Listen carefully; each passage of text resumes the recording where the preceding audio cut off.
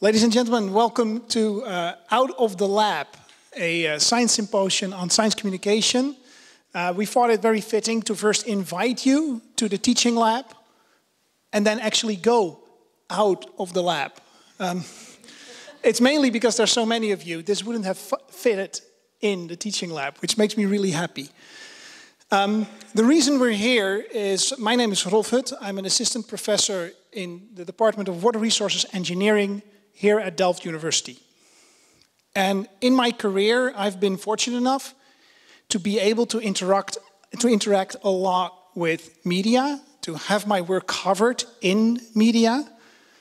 But in that path, I was very fortunate, lucky, I would say, to come across a large number of people that I would consider mentors to me, although they might not see it in that way, that really helped me understand how this media world works, that I never learned when sitting in a lecture hall like you're now sitting in over there at physics when I did my master's.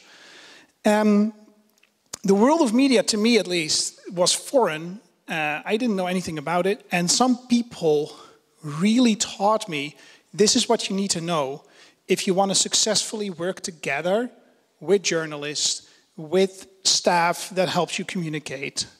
This is the actual science of science communication. This is what we know works, and this is what we know doesn't work. And what I wanted is to share that knowledge, or actually those people, with the people that I work with daily here in Delft University.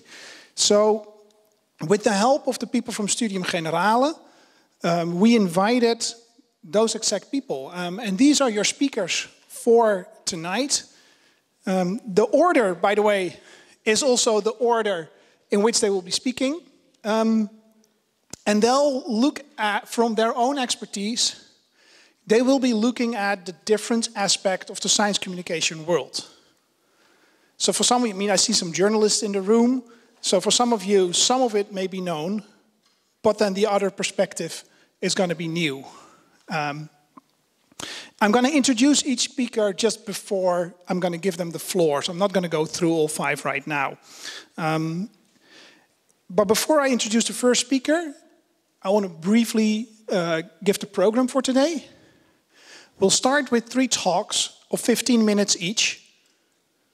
We'll do questions all the way at the end. So if you have a question, and like me, a short-term memory, write it down. So we'll do 3 talks of 15 minutes. You should have the attention span of our students. It's like a 45 minutes lecture, should be okay. Then we'll have a 15-minute break. After the 15-minute break, the remaining 2 speakers will talk, and then we'll have a panel discussion where all 5 speakers, I was going to say students, no, all 5 speakers will be sitting here discussing what we've discussed, what they've talked about, and that will also be your opportunity to ask them any questions you have. So keep your questions for that panel discussion. And then at approximately 4:30, we're going to close up here and we're going to move to the Idea Cafe over there where we're going to have drinks. So that's the idea for the program for today. I'm really excited because of the great list of speakers I have. And you're laughing now, but I'm excited. I'm going to give you the floor. Because the first speaker, and I've had the fortune to work with her recently, is Professor Ionica Smeets from Leiden University. And in her research, Ionica looks at the science of science communication. So she studies with her group what works and what doesn't work when you want to communicate scientific results. And for me to say anything more would be to steal her thunder. So, Ionica, floor is all yours. Welcome, everyone. Very happy to be here today, and I'm going to be talking about the science of science communication, as Rolf indicated. And a lot of the stuff I'm going to be talking about today was something I learned after I had been doing science communication for years and decided to join a research group on this topic. So let's start with an introduction by XKCD, which I think for people in Delft should be very familiar. And he also comments a lot on communication. So here someone is complaining that people are mad again because they don't read carefully, while he is being perfectly clear, it's not my fault if everyone misinterprets what I say. And then someone else says, well, it sounds like you're great at communicating, an activity that famously involves just one person.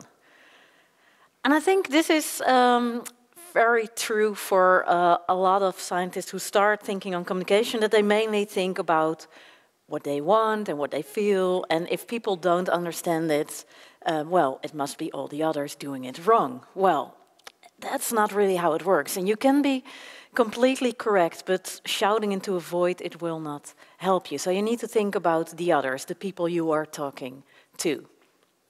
And I think the most common misconception among experts is that science communication is about just giving the facts. And this is what I hear a lot from colleagues, that when they talk about science communication, said, well, we just have to give the facts as accurately as possible. And the illustration that's up there, it's about how ambiguous the facts can be. It's an illustration made by Nathan Yao, a data analyst, and he took the facts from the World Health Organization about life expectancy in different countries. And he picked 25 different ways to illustrate these same facts, and each of these pictures would show a completely different version of the facts. And, well, I could talk for hours on this, but Rolf only gave us 15 minutes. But realize that how you say something is already a huge influence on what happens to people. So, for instance, presenting treatment as something that gives people 80% probability of surviving, or giving the same information as 20% of dying, people will make a very different decision, even though both of them are giving the facts. So that is part of it, why this is such a naive way to think about communicating science. Another part is that to communicate well, you need to do so much more than give facts. And one thing I learned when I joined the science communication research community is a thing called the deficit model. How many of you have heard of this? Okay, well, I think I recognize everyone who raised their hands. So the idea of this model is that there is a deficit of knowledge in the general public. And then if you give people more knowledge, then people will embrace the facts and everything will be well. And I think this is the only model I know that was formulated because it's wrong. This is a very naive idea. It has been shown over and over again that this does not work. So especially for Rolf, I added the busted from Mythbusted. There was recently this long article in the New Yorker about why facts won't change your mind. And there's a lot of research on this. And to give two examples where you can see how giving the facts doesn't help at all. And the famous one is, of course, the vaccine debate. People who are against vaccination are not people who have too little information.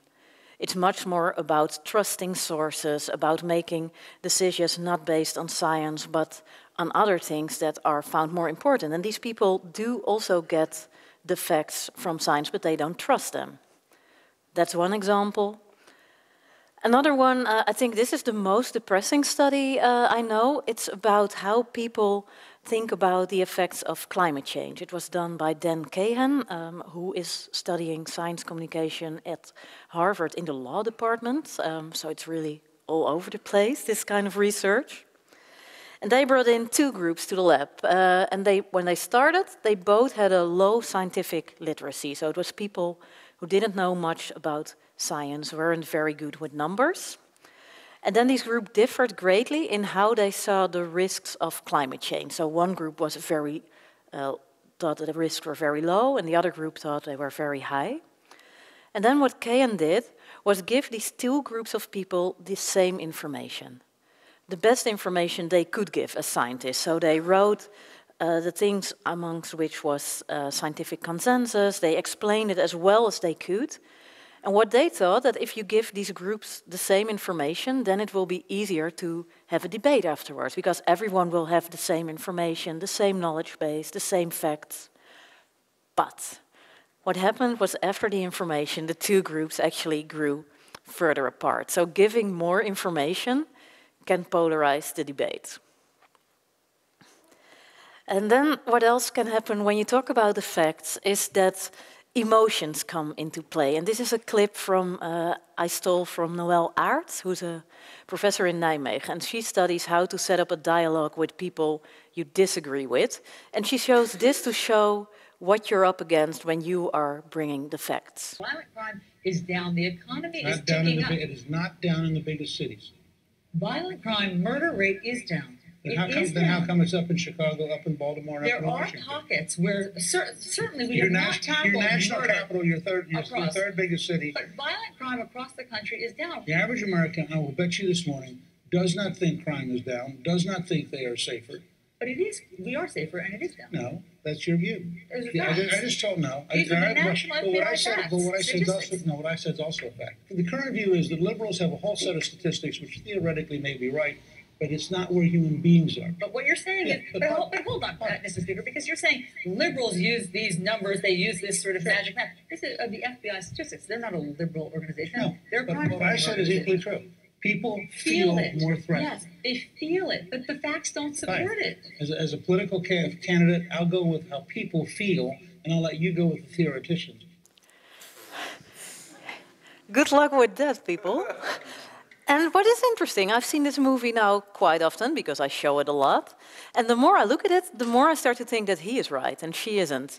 Because you can show all the numbers you want, but if people are not feeling safe, you're doing something wrong. You have to take these feelings seriously, and you need to do more than just show a table like, well, crime rate is down, so everything is well. There is something actually happening there. So what do? One of my favorite reports about these things is Do Scientists Understand the Public? It was written by Chris Mooney, a science journalist, and it was based on panel discussions with scientists, experts on communication, and they used all these case examples to see what was happening. And as usual, when you have a title that is a question, the answer is, of course, no.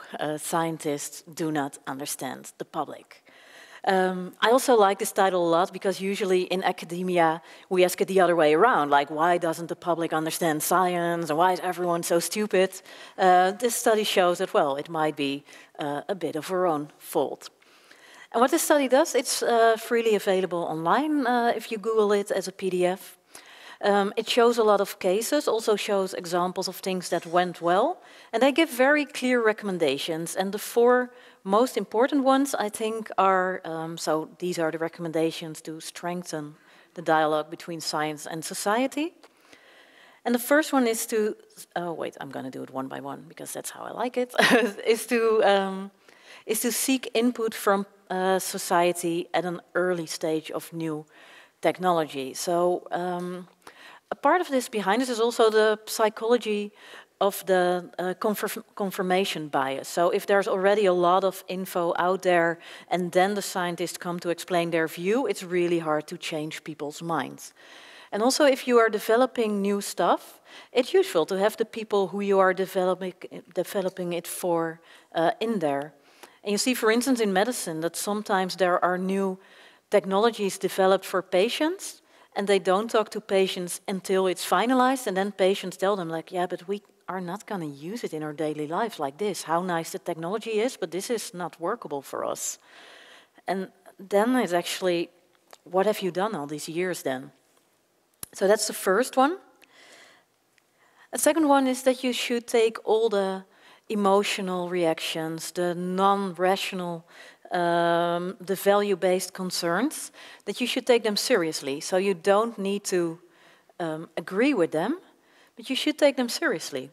And one thing I had never thought about until a friend recently said this when it comes to vaccination. He said, well, I understand that it's scary. You have this new baby. Everything is scary when you're a new parent, and then someone comes and wants to stick a needle in your child and inject something into your kid. Who wouldn't think that is scary?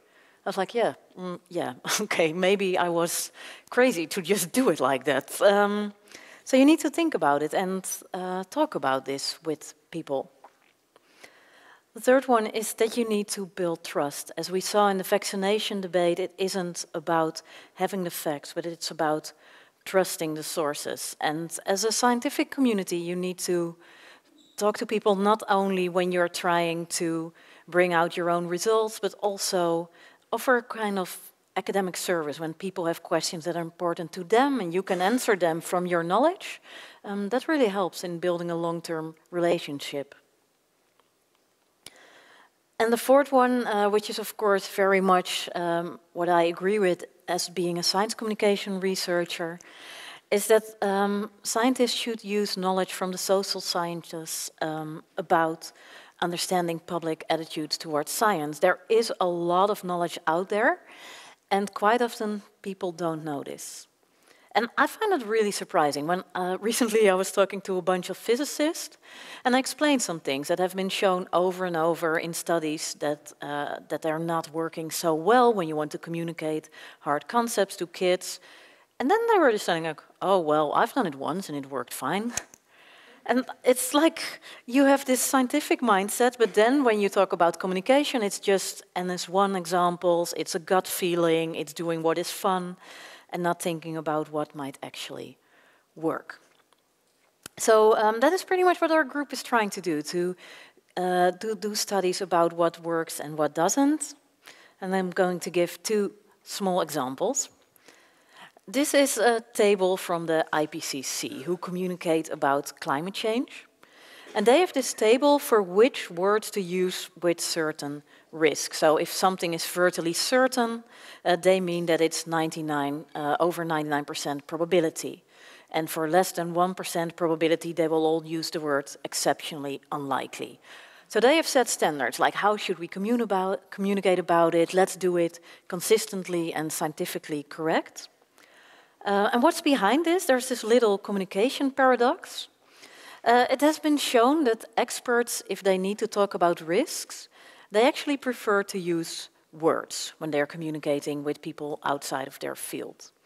Because they know that there is a lot of uncertainty about the numbers, that it's actually not a number, but a confidence interval. They know there are assumptions. And if you say that there's an 87.3% probability that you will recover from a disease or that your pension savings will be enough, this will sound like you're really certain. So most experts prefer to say something like, well, it's very likely that it will be okay. But people who need to assess risk information, they actually rather have numbers, because then you can just compare different options and you can just rank them and compare them. So there's already a problem here. People start to translate the words that experts are using back to numbers. And too bad for the IPCC, people vary greatly in how they do this. This was a study we did in the Netherlands, and we had the most common used probability words in Dutch news headlines. And we asked people, like, how much percentage do you think this is? And we did it in different contexts. So we had lots of different bland sentences, like this team will probably win, or this party will likely win at the elections, or this hotel is quite likely booked. So all these rather neutral sentences. And what we saw is that there was a lot of disagreement about how people numerically interpreted these words. So we start at the bottom at impossible. Then there's already some people who think impossible is more than 10%. I mean, who are you? Yeah. You also see that, that in our language we have a lot of consensus in words that are very close to 0 or 100%, and for some around 50, but in between it's just a big, big blob. So this shows that it's probably not that wise to use these words without numbers. Probably you should better use both. And then, I think Rolf will allow me to finish this, because this is a study we did together, and then I think, was the editor for it.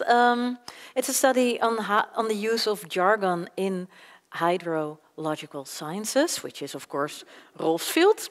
And what we did there, we took jargon that was used in texts that were meant for the general public about the field, water-related terms.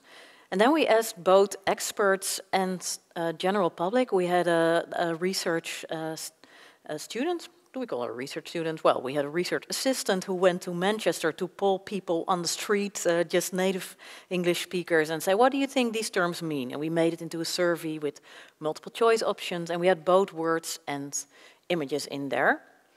And it's a bit of a similar graph, and it has all these base factors, because we did it with a very sturdy statistician.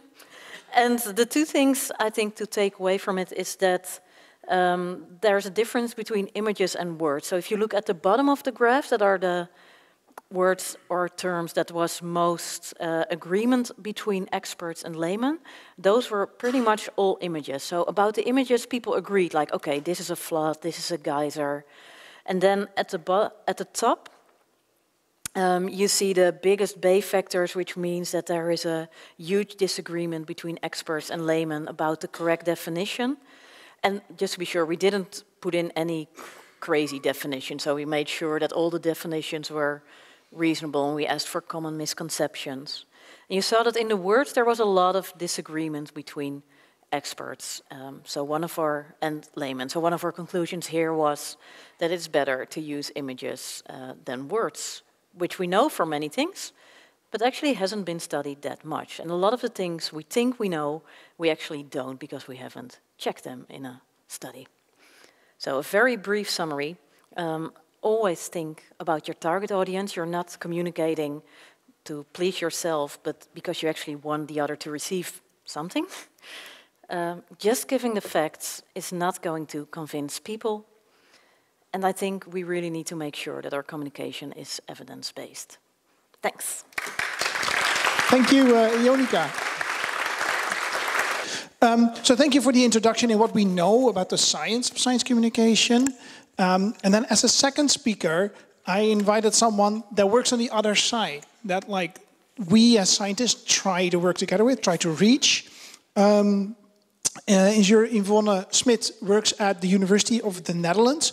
I want to see a hands up for who has ever seen at least one video from the University of the Netherlands. That's way over half of the people here. For the people that weren't here, it's a YouTube channel. Yvonne will explain it. It has Dutch scientists explain their work, I think. I'm doing her a disservice by being so brief. But what I want to know, and what she's going to talk about, is how do they make the selection? Who gets to be on a YouTube channel like that? What are the concerns that they have for picking the people that they would like to work with? So, Yvonne. Yes, thank you. Yeah, it's working. Right. So good to be here, and I'm very happy to talk about the University of the Netherlands. So I didn't see the fingers, but over half, Rolf said. So, well, for the others, I'm going to explain what the University of the Netherlands is. But to do so, I'm first going to tell you a little bit more about my background to earn trust. It's very important. I just learned. So I did my PhD at the Delft University. I just finished, but still need to defend. So the doctor in the program is not there yet, but it's coming. And I did my research on coastal dune growth in the Netherlands specifically. So you can imagine how relevant this is for the Netherlands. And of course, I wanted to communicate about this research, and I did. And I did it sometimes with the help of others or sometimes on my own. And I'm here to actually encourage you scientists, young scientists, older scientists, all fine, and empower you to communicate your science. And hopefully I can give you some tools from the University of the Netherlands. So I did it myself by giving guest lectures, I made a blog, made a movie, but also with help from journalists, for instance with interviews or speaking on science events. And not just only about my own research, but maybe what my colleagues did. Yeah, everything with coastal dune growth. So what was it about? Of course, you know the dunes in the Netherlands, I hope, and we need them to protect us against sea level rise, now more than ever. And the thing is, in the Netherlands, we have marram grass. Now, is that a good thing or not? Well, I will explain you what the problem is by using an animation, since from my experience, I learned that animations, like seeing the image, as Ionica already told you, is better than just words. So, in the Netherlands, we have the dunes, and we have a very stable foredune, as you can see. And on that foredune, that's marram grass is planted on to fixate the foredune so that it will not be flooded away by the sea. But the problem is that with this marram grass, the wind cannot move sand from the beach towards the dune system. So that's not good for plants or animals. They will die if they don't have this warm, dry sand. But also another thing is that the marram grass prevents sand from blowing over the dune into the dune system. So the dune system will not grow naturally. Now, in the end, sea level rise and all is wiped away. Well, not exactly, but the question now is do we need marram grass at all along the Dutch coast? Or can we remove marram grass on some places to stimulate dune growth in a natural way? Now, to make sure, of course, we first need to know, is growth at that particular spot more than erosion? And then we can decide, okay, let's remove marram grass over here and keep it on another location. Now, you can imagine when I tell a journalist, no, marram grass, we don't need it, then that's a juicy question, and people want to know, oh, why is it? So it was very nice to communicate about my research. And I actually wanted to do this also, oh, sorry, that's the slide about the growth and erosion. I also wanted to do this for other scientists. So not just about my own research, but yours. And therefore, I applied for a job at the University of the Netherlands. And they needed somebody who knows about the science world. Because we are like, okay, why doesn't anybody like our research? Or it's completely obvious why you should love what I'm doing. But they knew, they actually know the other side. Okay, you need to use this, this, and this to tell your story. So now I'm right in between, and I want to help you to communicate your research, because, of course, I think all the research is relevant for society. And if you don't believe it yourself, there's always something in the core of your story that we can tell. And that's what we at the University of the Netherlands are trying to help you with. And if we can share our knowledge, then hopefully, of course, people can make better decisions, and we can help them with, for instance, with the vaccine discussion, debate. Now, the most important thing is you don't have to do this on your own. We are there to help you. And so our mission is to make science accessible for a broad audience. I'm going to show you a movie about what the University of the Netherlands is to give you a feeling. It's in Dutch, but there are a couple of numbers in it, how many views we have, and etc. And then I will explain it again in English. Now, the sound is very loud, or I will start it. Kun je een oog printen? Klinkt misschien een beetje gek in de oren. Waarom lucht huilen niet op? En waarom overleef je een perfect ronde looping niet? Het probleem zit eigenlijk hier onderin. Dit is de Universiteit van Nederland. Met meer dan 650 colleges, honderden wetenschappers en spraakmakende vragen is er sinds 2013 al meer dan 40 miljoen keer gekeken. Het is toch alweer schitterend. 24 uur per dag online beschikbaar voor jong en oud. De opnames van Universiteit van Nederland beginnen OMG. En met mediapartners als National Geographic, het AD en de NTR blijft het aantal kijkers en nieuwe formats toenemen. Tijdloze colleges. en die heeft een planeet om zich heen draaien. Hashtag eng, hashtag ah. En het grappige is dat die zaadcellen gewoon blijven zwemmen. Dus laten we ons daar zorgen over gaan maken. Het lab voor een nog jonger publiek. Zelf je pijngrens verleggen. Kan dat? Dat gaan we onderzoeken en dit is het lab. Je hangt nu iets hoger dan net. Straal te krap is voor de snelheid die... En met Wat zegt de wetenschap voegen wetenschappers feiten en nuances toe aan het maatschappelijk debat. Hoe ver mag een overheid hierin gaan? En met succes. Want ook op het VO, MBO, HBO en zelfs in groep 7 van de Violenschool in Hilversum worden de colleges gebruikt. Voelt u een beetje het belang ervan, dames en heren? Dat is de Universiteit van Nederland.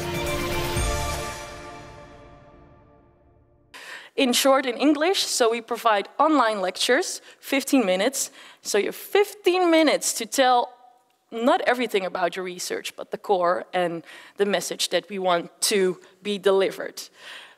It's in Dutch, the movie, but from this year on, we also will start English lectures for all the international scientists working at Dutch universities. So all the English people, yay! Help us. Well, we will help you, actually. So we also do, well, this is not in English yet, because we give context to the news of the day. And we do that with very short movies, 5 minutes. And it's called Wat zegt de wetenschap, or in English, What does science say about a certain topic? And we work together with the AD, a national newspaper. And we also write newspaper articles for the AD. Now we do that ourselves, our editorial staff, but we also would like scientists to write for the AD, with our help, of course.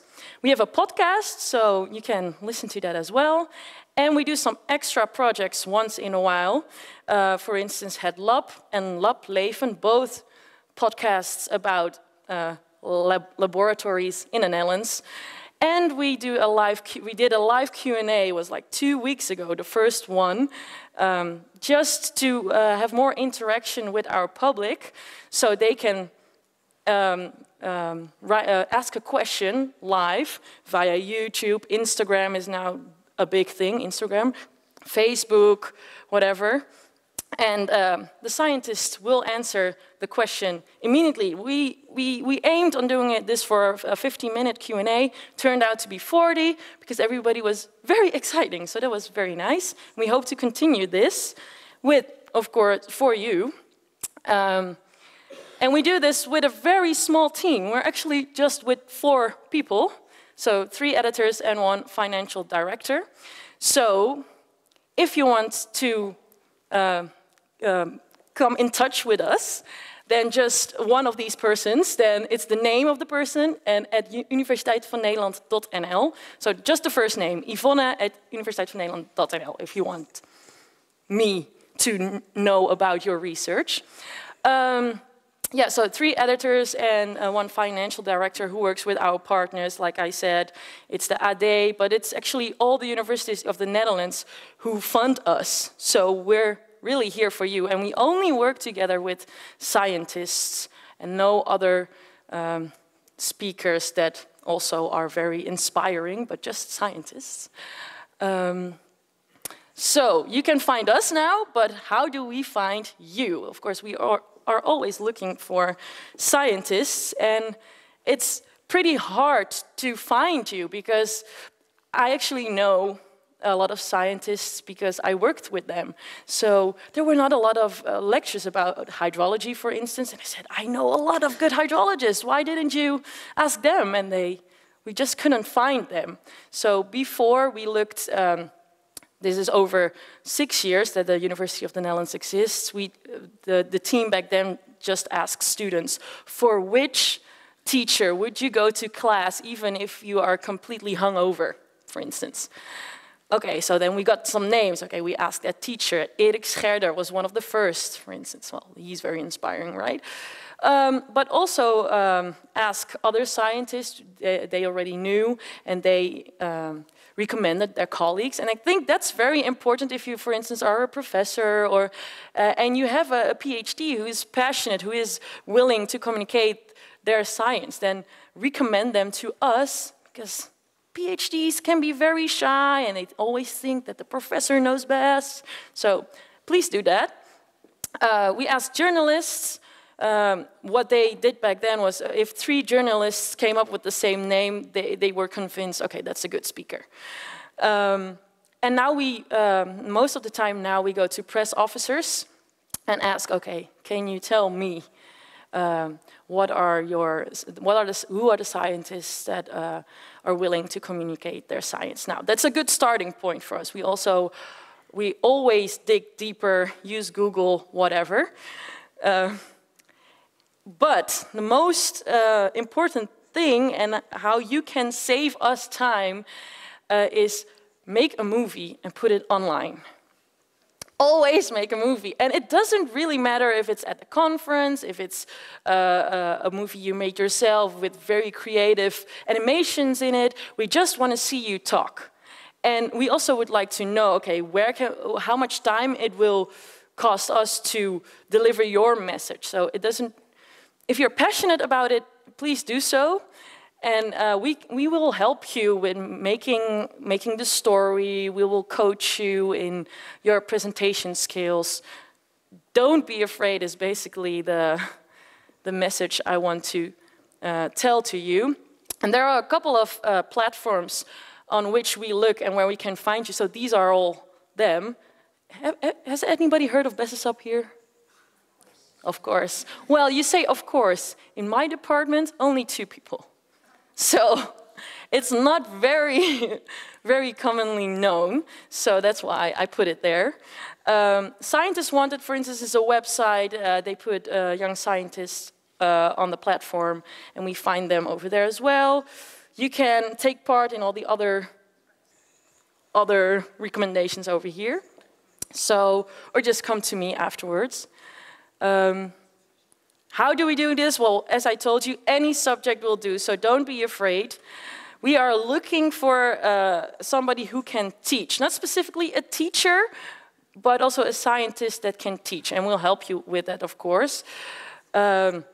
In the end of the lectures, we would like the person watching it to have the feeling that they want to study this. So we make a script together, the editors and you. Of course, everything will be in your agreement. We use animations and props, so we'll make them for you, so that's what you get out of it as well. And it's going to be live recorded in front of an audience. And don't worry if you make mistakes. You can do it again or re-edit it. It's all fine. And it will be online on different platforms. Now I'm looking at my time. I'm good. So then I'm going to show you another example of wat zegt de wetenschap. It's in Dutch, but it will show you how you can deliver your message in 3 minutes. And I think this is a lovely one because it's about apping on the bicycle. So why, it was in the news this month, so why is it, why can you not app on a bicycle and cycle at the same time? We denken vaak dat we heel goed kunnen multitasken, maar dat is helemaal niet zo.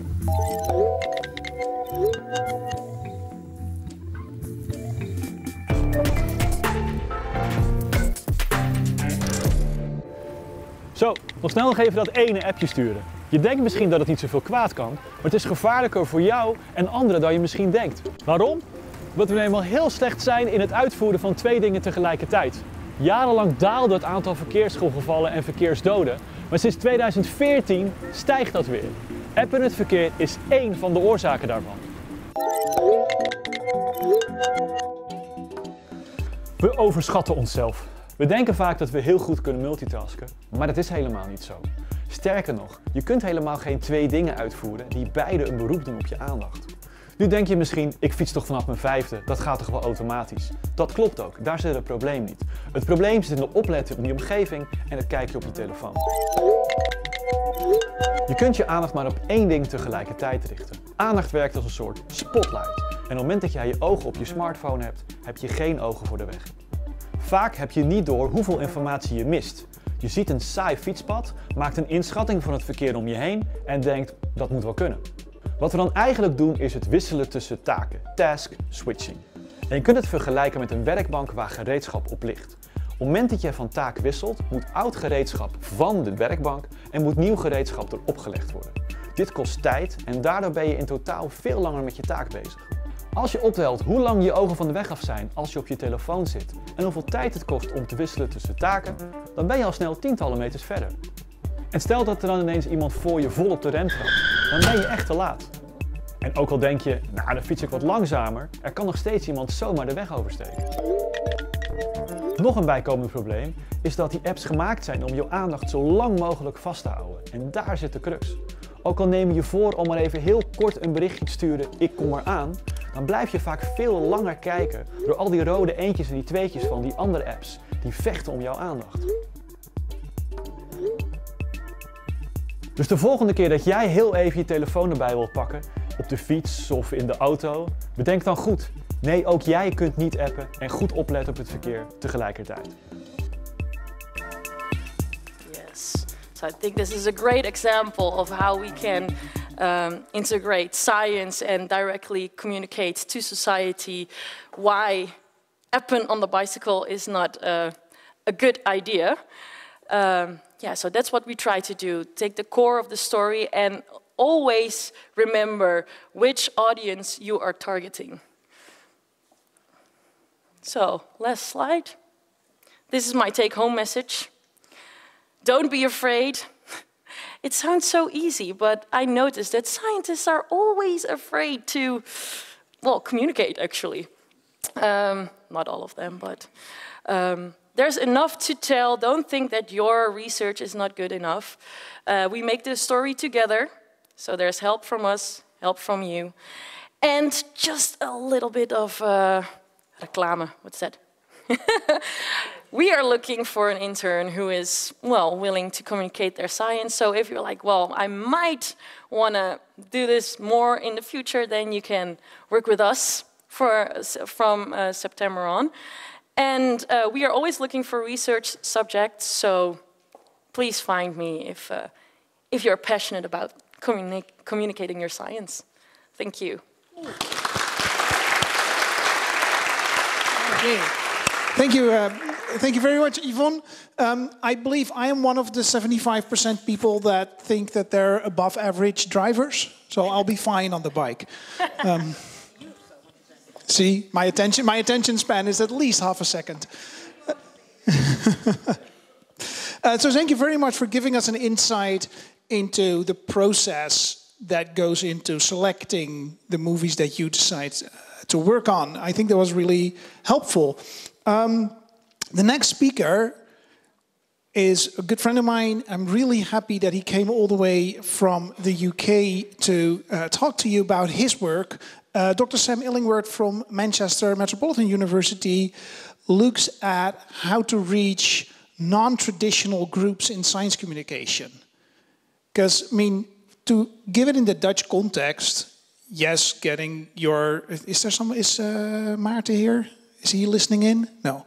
Okay, so yes, it's easy getting the attention of the Volkskrant or the NRC. Maybe it's not that easy, but it's the common way. It's what we think about with science communication and being in the Bali. But the standard VPRO audience we've already reached. So how do you reach the other ones? And that is what Sam is looking into. He doesn't get a lot about that Dutch context, but I'm sure he can talk to his experience in the UK context. Sam Illingworth. Thanks, Rolf.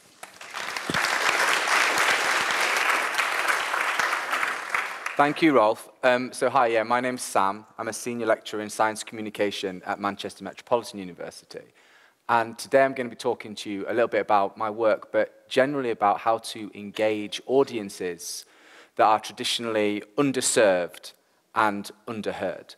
So, as Rolf said, it's really important that when we think about communicating science, that we listen to all voices, not just those voices that we want to hear us, not just those voices that we think are beneficial to us on an obvious level, but really making sure that all voices are heard.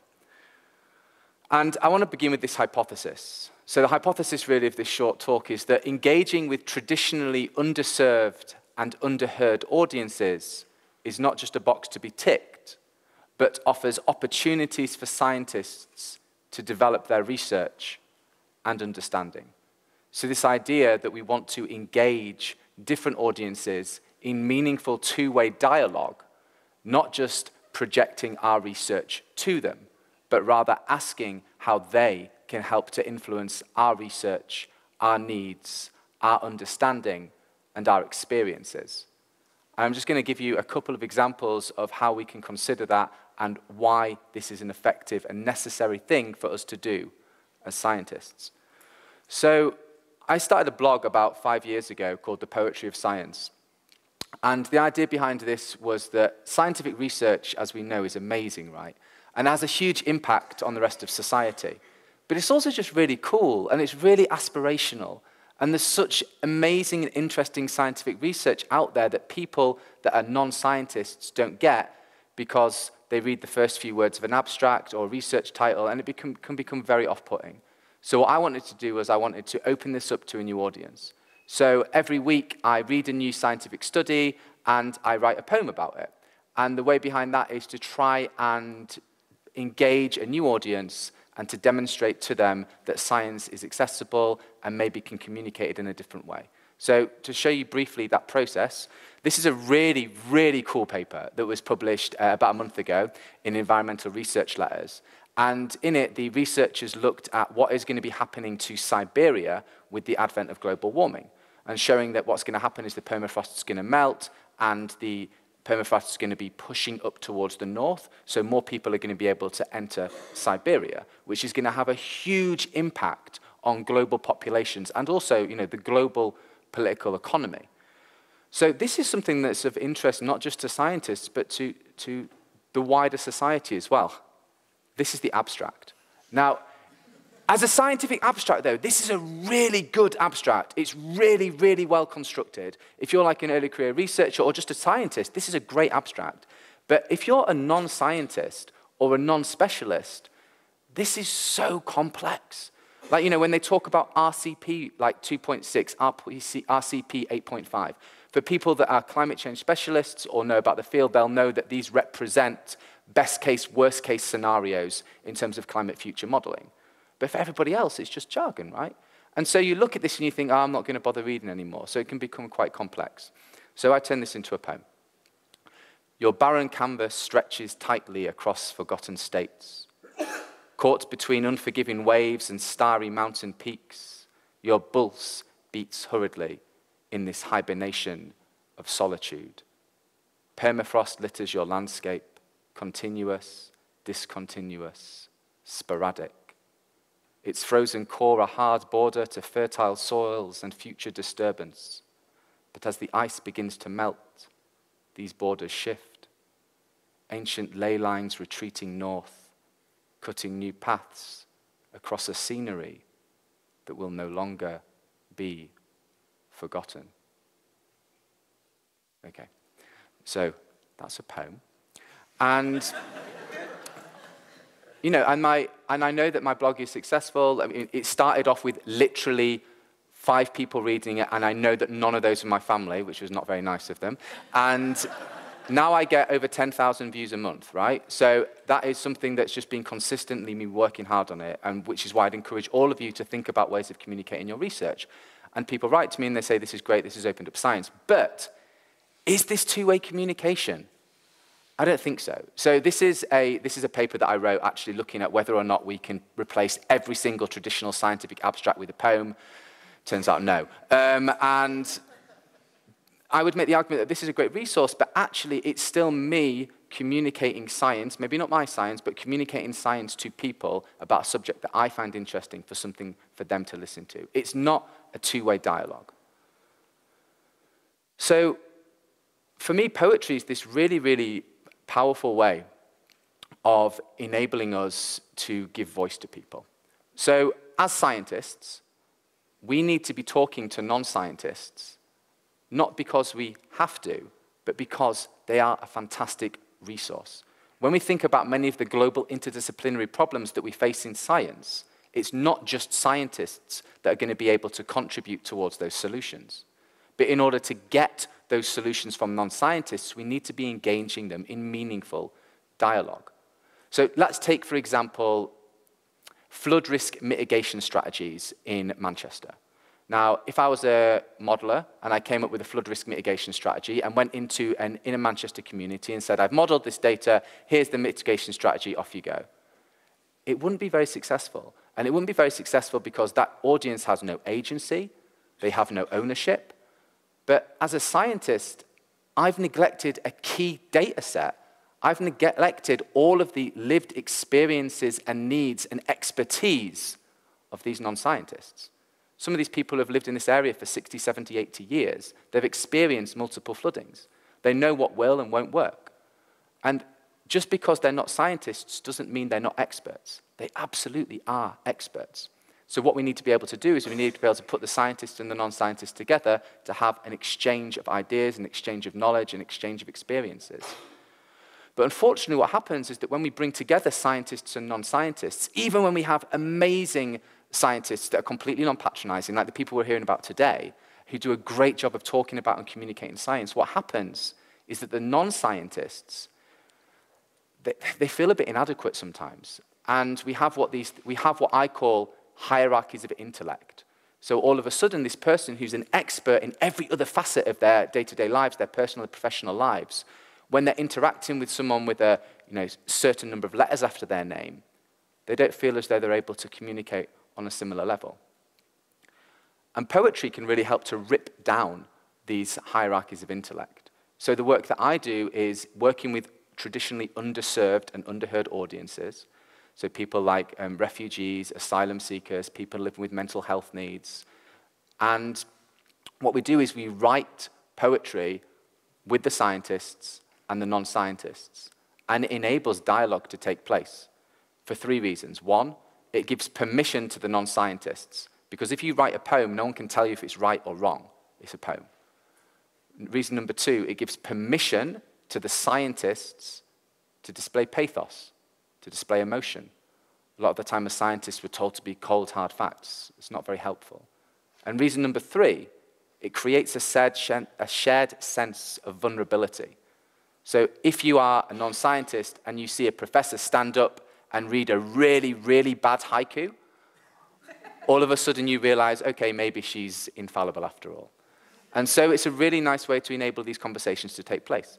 So this particular research project, what we were doing is we wanted to talk to various groups about their experiences and their needs of environmental change, and in particular, vulnerable groups.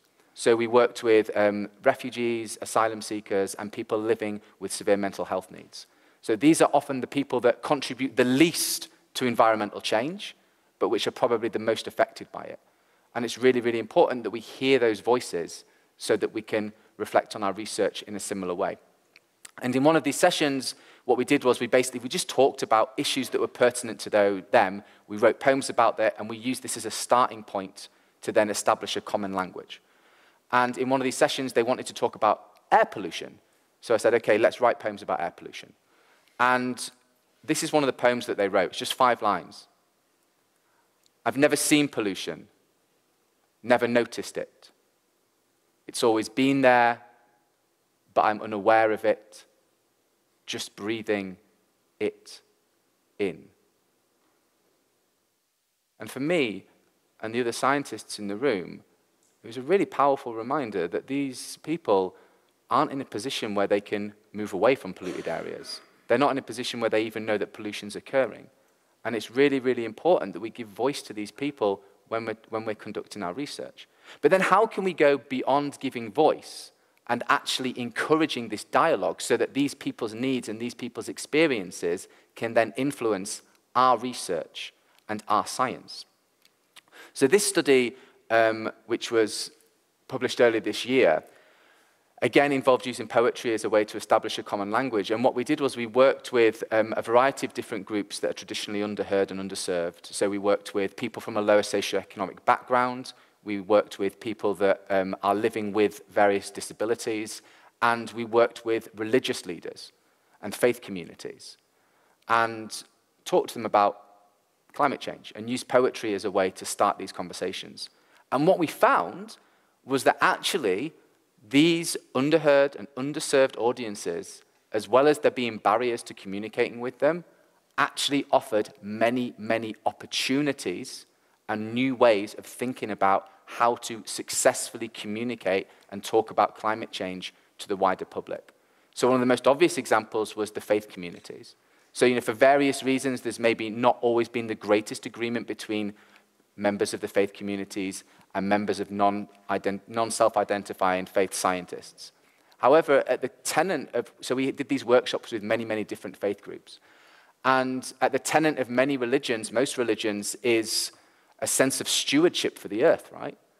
And that's an incredible resource. And why, as climate change communication specialists, are we not engaging more with these people whose central tenet is to look after the earth and the way in which we live?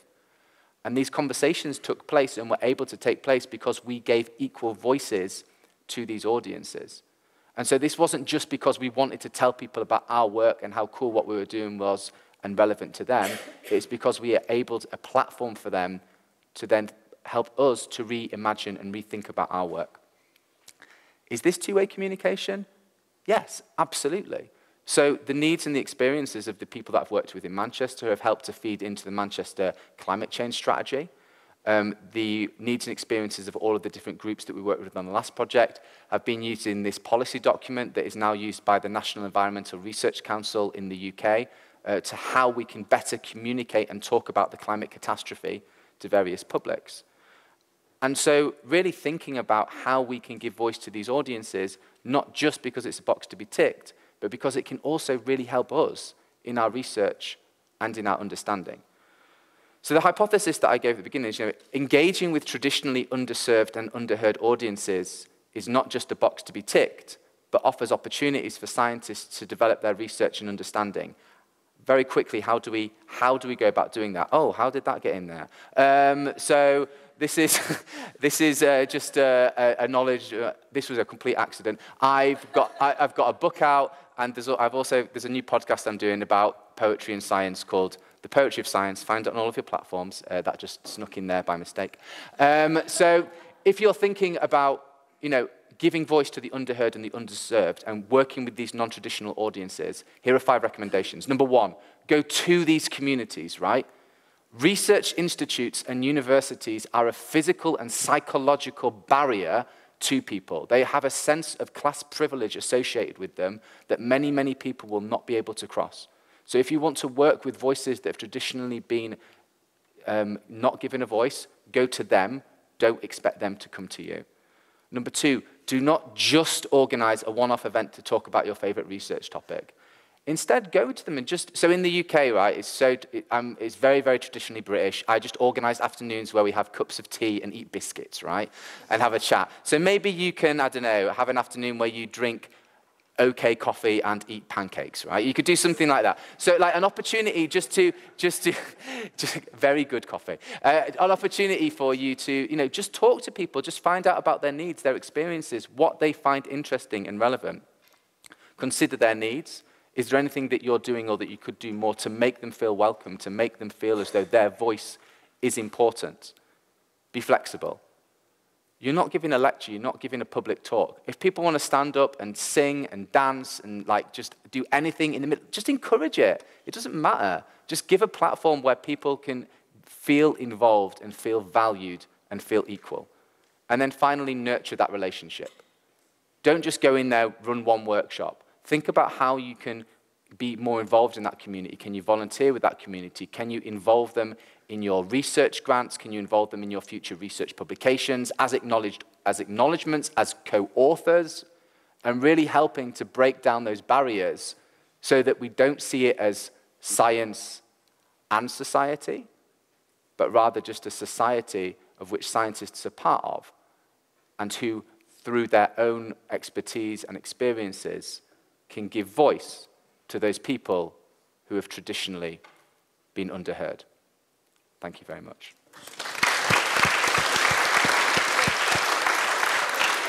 Thank you very much, Sam. I'm really happy with having these different insights in the science communication world. Enith Vlooswijk, a freelance journalist that writes for a lot of the major platforms in the Netherlands. The Volkskrant, the Quest, the Kijk, you're going to name it yourself, I hope, has agreed to talk to you about what her life is like. Because my perception when I went into doing science communication of journalism stems from movies with newsrooms. And apparently, that's not the reality for most journalists nowadays. Most of them are freelancers. They live in a very different world. And for us to understand that world, I think, will help us work better with them. So I'm really happy. And I'm also really happy that all the slides that you're going to see, she has hand-drawn herself. So, Enith, please. Thank you. I'm the only one I didn't... I do not perform the way the other speakers do. I'm a writer, so I wrote everything down. I'm going to read it out to you. I'm Enith Vlooswijk, and I'm a freelance science journalist. Wait, yes. I'm a freelance science journalist, so please don't be disappointed in me. I'm just saying this because about a week ago I received an email from Rolf explaining all of today's speakers what would be the goal of this symposium. And it was to trigger a feeling of healthy humility towards the complexity of the SciComm process and respect towards the journalist practicing. And until then, I had been merely busy postponing my deadline for this presentation time and again. And now I got a shock. Sure, I'm a freelance science writer, publishing in several magazines and working as a steady fact-checker for the Volkskrant. And if anybody knows how science journalists roll, I'm the one. But I truly doubt if my way of working will trigger any respect in you, let alone healthy humility. The reason why I'm standing here before you is to temper your expectations. So, what does a science journalist do? You probably think that I'm writing articles. I have an idea, I look for information, I talk with a scientist, write down my findings, send the article to a newspaper, and then I get paid for it. Wonderful. Well, it is indeed the case, only there's much more to each of these steps than you might think. So let's zoom in for a moment. Yes. So, choosing a subject. Where do I get my ideas? It's a question that I often get from other people. Half of the time, the idea for an article comes from the editors of newspapers and magazines that I'm writing for. And they'll send me an email. Hi, Enith, could you write an article about what aliens would look like if they would actually exist? The length of the article should be 1,200 words, including 2 brief sub-articles of 300 words each that contain some entertaining facts.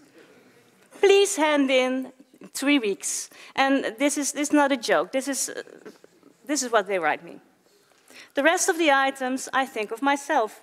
I'm fascinated by something that I experience or I see around me. Something I read in professional journals, or by something I hear from scientists themselves. Now, you might be wondering, does it make sense to call Enith about my latest research, or to send her a press release about my amazing research results? Yes, it certainly makes sense, but there is a big chance that I will disappoint you. 99% of the press releases that I receive end up in my digital waste bin. This is partly because the news is usually not exclusive, and I know that my editors will receive the same press release. As a freelancer, I only focus on news that might not reach the editors. In addition, what is newsworthy for a researcher is often not so interesting for a journalist. As a journalist, I serve a wider audience. In fact, you could first try out your story at the bar in a pub. if you notice that even the person next to you, next to your conversation partner, is pricking up his ears, I might be interested too. But then again, there isn't really any rule of thumb for it. In fact, it could be more convenient to just invite me for a cup of coffee in your research lab and show me around your workplace. But if everyone in this room is going to do that now, I will certainly disappoint a lot of you. So, if I do get interested in your story, the reason for that might be completely different from what you'd expect. For example, I recently spoke with the initiator of 500 Women in Science, and it's an online database of female scientists who pursue a more diverse image of science in the media. I think it's a very noble cause.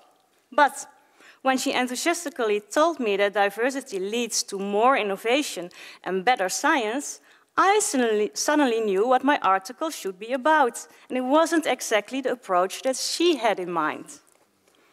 So I wrote an article about why this is not true. So, pitching an idea. Once I have an idea, it doesn't mean that this idea is going to make it to the newspaper. I first have to pitch it to a client, a newspaper or a magazine. Fortunately, by now, I have quite an accurate feeling of what media are likely to publish and what not. But, nevertheless, at least 1/3 of all my proposals, they are rejected. Because the editors don't find it topical enough, because they already paid attention to the same discipline last year, or because they just don't find it interesting. And in that case, all the hours that I have spent on the subject have been completely wasted. And I try to save the scientist such a waste of time by not contacting him or her until the pitch is already accepted. But it might also happen that you drink coffee with me for 2 hours and no article will come out of it. So please don't be disappointed.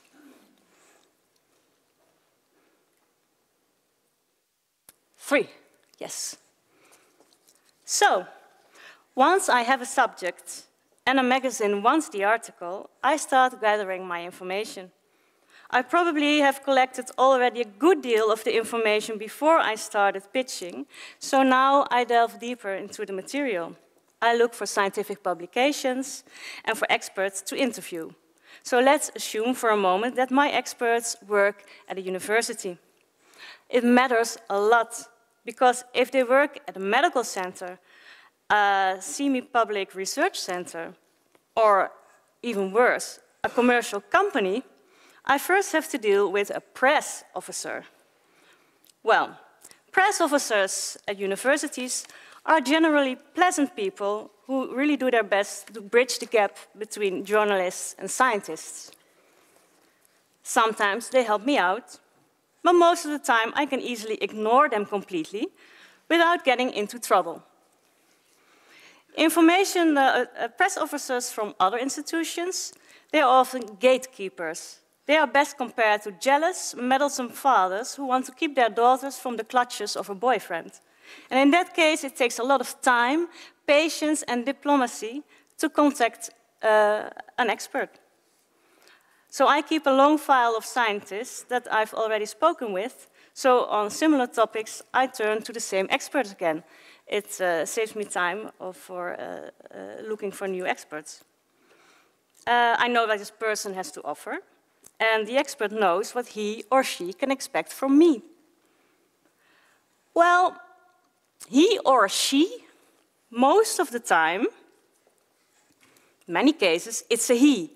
And because of my method, and that of many other journalists, it will often remain a he. And I'm very aware of this, and wherever I have the time, I try to find a female expert. But if I don't have the time, or I forget because of laxity, well, I'm sorry, don't be disappointed. So, then, the interview. Once I sit in front of you, or I talk with you on the phone, the interview will usually go fine.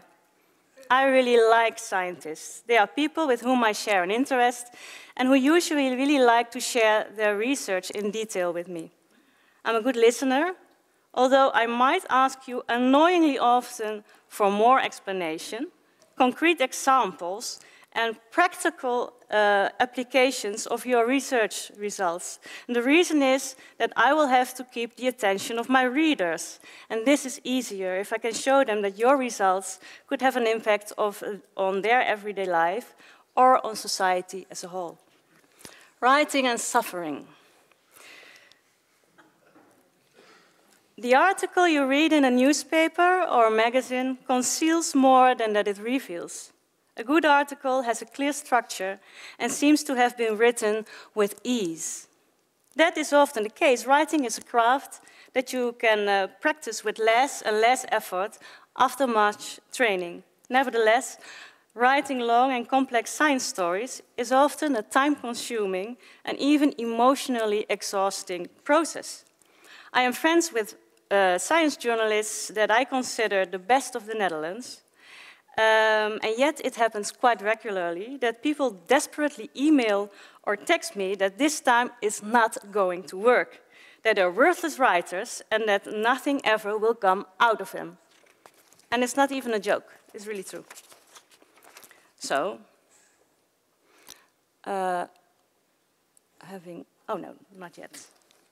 So this is probably exactly what some scientists will think when they receive my first draft. What the fuck happened? The interview went so smoothly. We talked about so many details. You told me everything about the possible measurement flaws that might play a role in studies of CO2 emissions of petrol cars. And now I come up with a bold fact check of 400 words. Disappointment is a brutal understatement. And I understand your reaction, but the editors, especially of printed media, they are relentless. Journalists have to deal with the terror of the word limit because every page has fixed dimensions, not the typing of sentences, but choosing what to leave out of the story, finding ways to compress 2 paragraphs in 1 sentence. That is what makes writing difficult. Although most scientists, I have to say, they show an amazing understanding of this, I often get my text back full of well-intended additions that I mostly have to ignore. There are scientists who don't only comment on their own part of the story, but also change the quotes of other experts in the article. Or a scientist who will start a long argument with their colleagues on email because they disagree with each other. Press officers, department heads, representatives of the companies with whom the scientists collaborate also want to give their opinion on my article. They are less worried about the content, but they are more anxious about the tone of an article. Can't it all be just a little bit more positive? So it often happens that I have to disappoint 4, 6, 8 people. I'm sorry to disappoint you, but the only comments that I will take into account are comments on the context of my text, on the content of my text. I do like to correct my errors. To prevent long discussions, many of my colleagues, they will never even send you the complete article, but only parts of your quotes. I mean, the parts with your quotes. So now you know why. So once this phase is over, I can send the article to the editors, and then you'd say, finally it's finished. Well, alas, the editors themselves have a lot of expectations as well. They usually correspond fairly well with what I had in mind, but it can also happen that the chief of science news says, well, it's a great story, really, but I really would like you to completely overthrow the structure. And instead of 1 story with a head and a tail, we'll turn it into 5 separate tips, entertaining and easy to digest. Oh, and by the way, could you also add some extra examples? So that means that I will probably have to go back to 1 or more scientists, and the whole misery will start all over again. And the deadline is coming creepily close. Another thing that you shouldn't be disappointed about, when dealing with journalists is that we are, without an exception, I'm very sure, without an exception, we are deadline eaters. And we are not necessarily the best planners. This, in combination with a very strict planning of the printing process, leads to the situation that it might take weeks after the interview before I send you a draft of my article. Well, I expect you to give your feedback within 4 hours. So, I'm getting paid. The most frequently asked question to me as a journalist is, can you make ends meet? And the answer is, hardly. Freelance journalists are usually paid by word or even per sign, and usually only after signing a contract stating that I renounce my copyrights. Since magazines nowadays change publishing houses very often, whereby I receive such contracts over and over again, I'm now very adept at demanding fair adjustments. Every time this happens, it costs me many emails and phone calls before it is arranged. Anyway, for every word I write, I generally earn around 40 to 43 cents, although for columns I get a little bit more. I should spend less than so for an article of 800 words, I will get around 345 euros. To get an hourly rate of 60 euros, I should spend less than 6 hours on the item. And if you have listened carefully to the rest of my story, you will understand that this is often not the case. To make ends meet, most science journalists take assignments, often from universities, as a PR writer, moderator, or as a writing coach. I could give a separate lecture on the consequences of this for science journalism as a whole, but I won't bother you with that now. Now, the aftercare. Dear Enith Vlooswijk, I've read your fact check about the abolition of the euro, and it's a mess. The experts in your article have no idea how economy works. Dear Enith Vlooswijk, I've read your article in the Volkskrant about beauticians who do not meet the training requirements. This is a gross insult to all beauticians in the Netherlands. Regards, the Association of Beauty Salons. So once the article has been published, I'm still not done with the topic. Who publishes in national media receives all kinds of mails and sometimes also remarkable phone calls. Like, hello, I've read your article in the Volkskrant, but do you know what's really interesting? Aliens. I found a website that you should really check out. To be honest, I like to know that people read my articles, and I rarely receive really nasty emails. The quantity is also quite manageable so far, so I always take the time to write back. And I say, great to know that you've read my article with so much interest.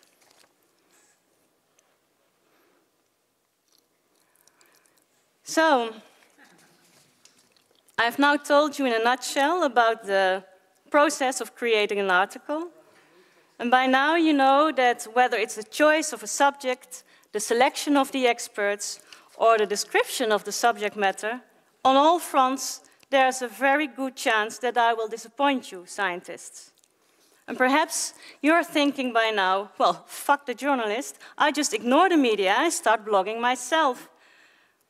And why we could also just get rid of them, release them from their suffering, and this world will be a better place. And I would definitely recommend the blogging, but there's one very important reason why you should better not turn your back on journalists completely. Because without your help, newspapers and magazines would no longer contain any scientific news, or maybe worse, just scientific bullshit. And that, dear ladies and gentlemen, would be really disappointing. Thank you. Thank you so much.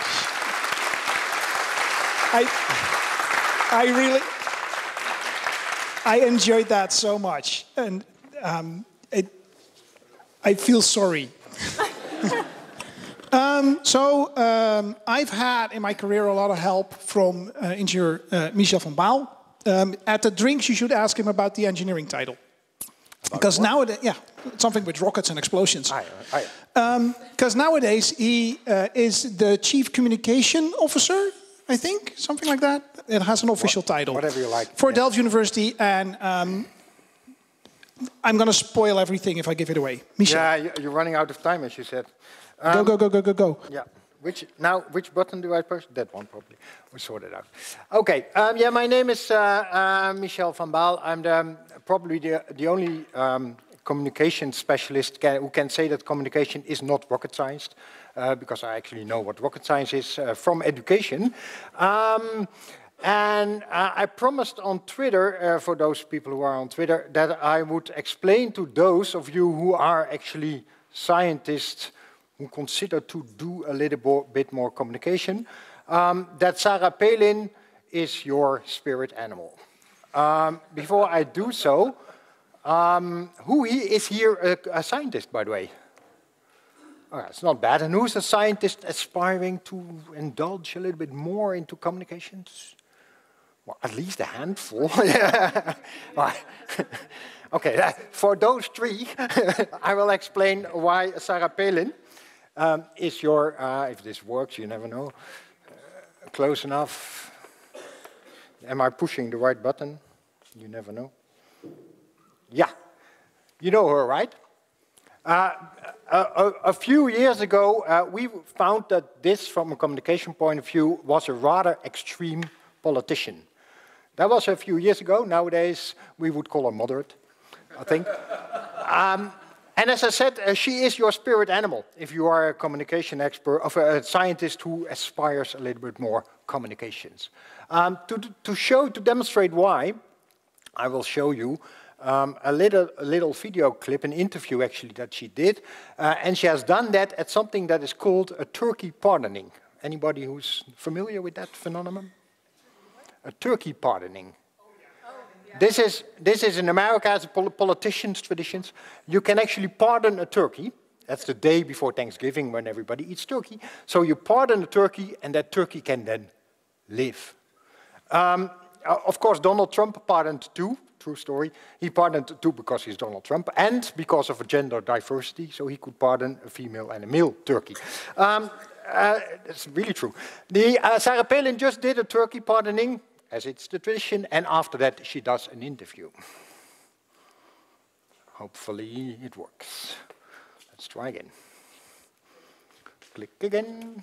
I don't think it's changed me at all. I have the same values and convictions and positions and policies. Just a greater appreciation, I think, for what other candidates go through. You know, it's pretty brutal, the time consumption there and the energy that has to be spent in order to get out and about with a message on a national level. Great appreciation for other candidates who have gone through this, but also just a great appreciation for this great country. There are so many good Americans who are just desiring of their government to kind of get out of the way and allow them to grow and progress and allow our businesses to grow and progress. So great appreciation for those who share that value. And it was a blast. Every day was just a blast out there on the trail. Any other future plans? What did Sarah Palin just say? You have no idea, right? Because your attention was with the man slaughtering the turkey. And I use this clip a lot, and the default setting is always nobody has the faintest idea what Sarah Palin said because everybody is watching the turkey. This is your problem as a scientist in communications. You come up with, you say a lot, but everybody is watching the turkey. Your brain is not wired to listen to blah blah, either politician or scientific, whatever you like, but listen to blah blah, and in the meantime, watch somebody slaughter a turkey. Your brain can't do it. You can't multitask, as we heard, and you cannot definitely not multitask this. What you have to take away from it is that you have a prehistoric brain. We all have. We have developed for many, many, many years to be able to live in a tribe with some people and make sure we get some food and we survive from deadly animals. And we can actually make some children. This is what we biologically are pretty good at. But we cannot talk, or we cannot really understand things like innovation. If I talk to you about innovation, if you would be a scientist talking about innovation, but for most people it goes in here, comes out there, doesn't leave a trace. Your body doesn't respond to a word like innovation because your prehistoric core can't deal with it. Your prehistoric core can deal with turkeys being slaughtered. Your prehistoric core can deal with words like carrot, because as soon as I start talking about carrots, my whole body sort of adapts to being able to eat a carrot. I don't like carrots. And I'm now sort of producing saliva because I need to prepare eating a carrot just by talking about the word carrots. So carrot is a word that really works well. Innovation is a word that really doesn't work well. What you have to keep in mind is two things. One, it's all about emotions, like we heard earlier. Emotions stick, emotions are memories. And second, you have to be aware of the power of words. I'll give you another example, two actually. One of them is what we did with the introduction of this symposium.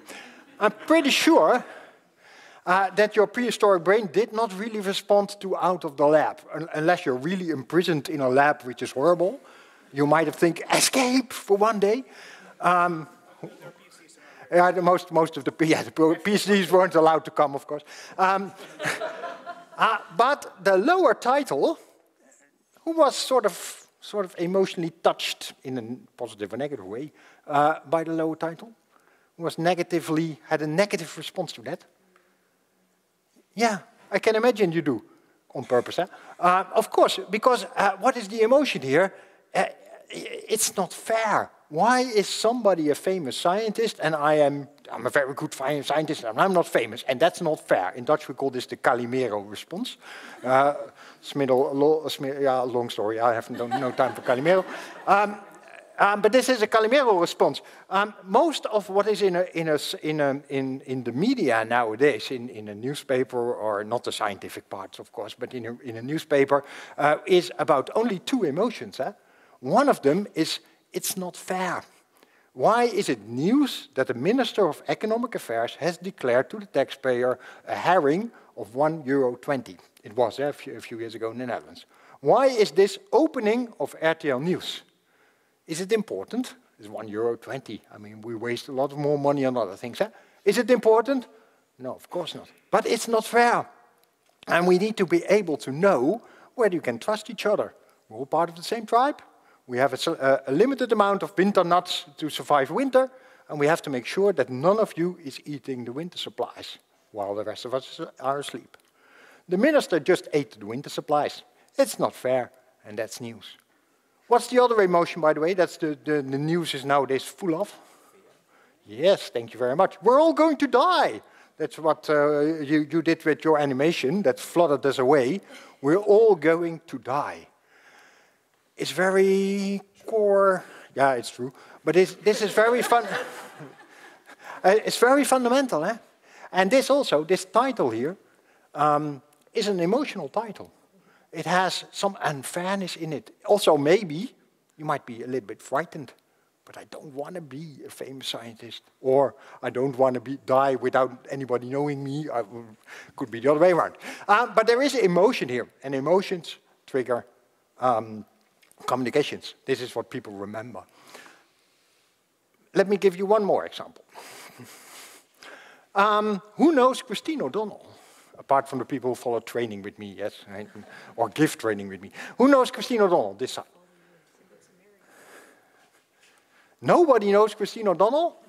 That's very healthy, by the way. If you know Christine O'Donnell, it's a really bad sign, because Christine O'Donnell is really C category, B class American politician.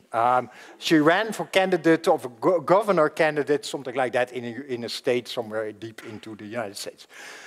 You should not know her.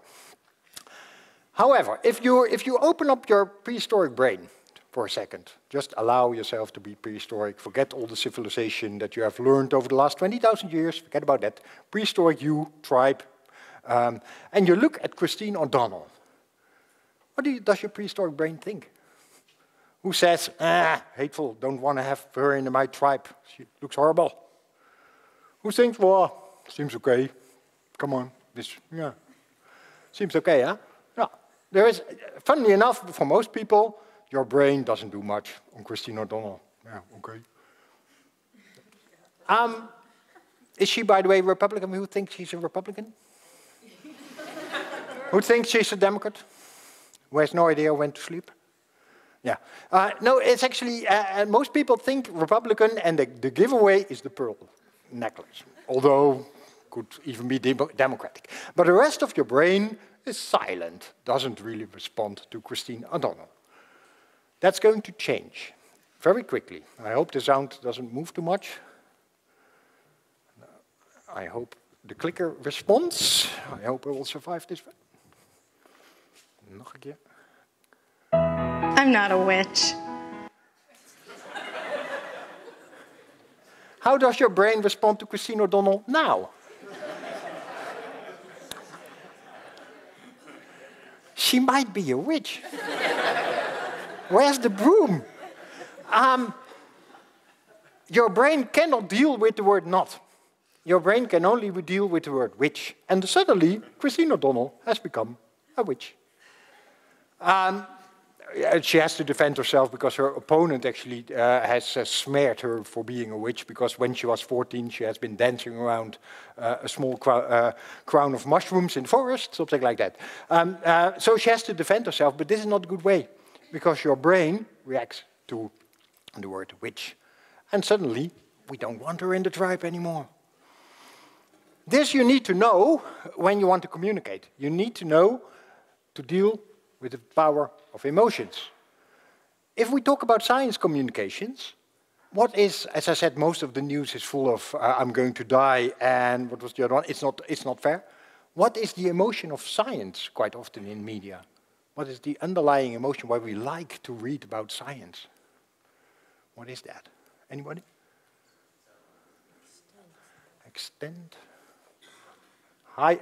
Speak out, speak loud, don't be afraid. So trust, yeah. Trust, yes, but a little bit stronger. Hope, thank you very much. Hope for a better future. Sometimes it's also a surprise or curiosity. I announced on Twitter that I was going to tell you why Sarah Palin is your spirit animal. It triggers some curiosity, right? Curiosity, but most importantly, indeed, hope. Science is there to create a better future for us. And this is what you need to focus on. So the key thing if you want to communicate is that you actually have to turn the standard emotions of what the world is sensitive to, going to die, it's not fair, into hope and wonder. And this is what you need to do. Now you're going to ask, why, how am I going to do this? Well, Rolf said me I had to give you some takeaway message, so okay then. First of all, you need to talk to us because you have to get yourself some help. And the key thing here is to talk to us communications people, in a much earlier phase than you think. Quite often, people start talking to their communications advisors when the publication is published, finished, and it's done, and they throw it over the wall, and there is absolutely nothing we can do. Yeah, we can send out a press release for you, but as Enith told you, she won't read it anyway. So that's too late. You need to talk to us early. This is Kees Dekker, a molecular biologist here in Delft, who is really good at talking to me early. And here we're working on making a little movie for something. And he's quite good at that, but in this case he was a little bit too late. In the case of this image, because he actually had created bacteria that could grow into various different forms, so triangles and circles and things like that, and also into ladders. And what he thought of was actually making them grow in the word Turing. Now, every molecular biologist immediately knows what the link is between Turing and this specific research. Any molecular biologists here? All the other people in the world have absolutely no clue. And explaining it is pretty complicated. And that's a pity, because if this would have said bacteria, it would be immediately clear what the research was about. So I was a little bit too late, because if he would have talked me while he was doing the research, I could actually have suggested, make it bacteria, so that immediately thinks, oh, wow. So get to your science advisor or your communication advisor early. That's the most important key thing. A case where I was even a lot earlier than that was when I worked on the so-called loophole 3 bell test here in Delft, which was an entanglement experiment in quantum mechanics, which was really big news internationally. There was only one problem: you can't see it. By default, you can't see anything. So I had to find a trick to actually get some emotions into that. And the trick here is called Albert Einstein, because this is the one thing that Albert Einstein really didn't believe was possible. And this is also the one thing that Albert Einstein was wrong. 99.999% things of everything Albert Einstein thought was right, by the way. But in this case, he was wrong. So I actually found on the internet a supplier that was selling a bronze couch, what's it called, with with Albert Einstein on it. I didn't want to buy it, but I could rent it really cheaply and put it there so that Albert Einstein could watch how the Delft scientist would prove that he was wrong. I thought that felt right to do, sort of. Great idea to make this story alive. However, there was one problem. And that problem, as it turned out, although this was given to me as the couch with Einstein, this is not Albert Einstein. This is Mark Twain. But the fun thing about it is that even that became communications. So even a complete failure like this actually got me in the newspaper. Not the way I intended to do it, but it got me in the newspaper. So the key thing is you have to talk to your communication advisor really quickly. However, you have to really be sure that you talk to a clever communication advisor and not to somebody stupid like this. Thank you very much. Thank you, Michel. Is there someone that I can give this to first while I start it up? We'll have a question for one of the speakers. Okay, my question is, I guess, both for Ionica and Michel, maybe? Because I got kind of triggered by your remark that you should seek inputs as early as possible in your research, because after that people might get, I don't know, against it. I work in a field where it's already too late. I do a lot of DNA editing, and that's very controversial. And still I'm trying to fight this opinion of people and show people that it's actually good. And I do a lot of talks, try to do as much outreach as I can. But I feel like every time I do something, my colleagues are very proud of me, my parents are very proud of me. They all retweet me and they put it online, but I feel like I cannot get outside of the bubble of the university and my own circle. So how do you do that? How do you break the barrier? Yeah, so how to get outside of the bubble? Out of the lab. Poetry. You want to take that first? Yeah. It was for you, and then. Yeah. Well, there is a law in this specific thing. Is that how am I going to explain this? You have two different ways of doing communications. One of them is the one where you can get a lot of information in, a lot of details on all the different sites, etc. It's where Enith normally is. There's only one problem. If you just look at it statistically, nobody reads it.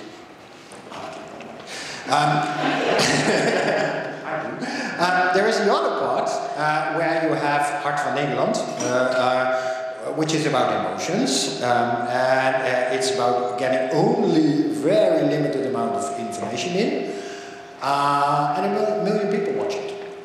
So there is a tendency with scientists to stick to the right side, where it is maybe not the right word, on the, let's say, the deep side, where it is safe. But indeed, your mom reads it, and all the people who love science read it, and all the other people don't. So you have to make the step to Hart van Nederland. You have to do both, by the way, yeah? So you have to try to do both. And this is scary. So get some help. Because it can be done. Hart van Nederland is actually pretty good with science communication, but you have to make the move. So basically, get help.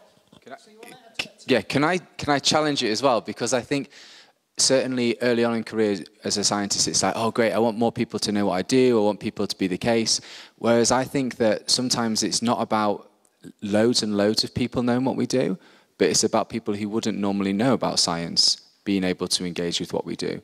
And I think that everybody in the room who's a scientist, like, we're incredibly privileged people who have had an education and a system that's been afforded to us, which means that we're able to, you know, make sense of the world and the way in which we live and to question society in a meaningful way. So when we, for example, see politicians or remarks in newspapers that we know not to be true, we can laugh at them and point them out. Whereas many members of society don't have that.